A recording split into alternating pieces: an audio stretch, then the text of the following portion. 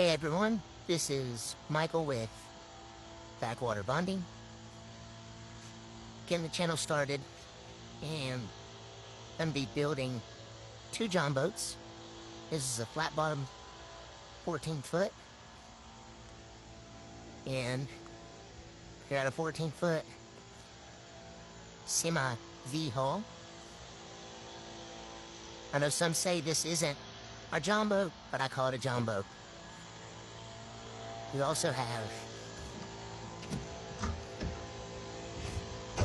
a live well in this one. This one's gonna need some work on the transom. It's a little soft in some areas, but we'll just pre-fiberglass that. Get it taken care of.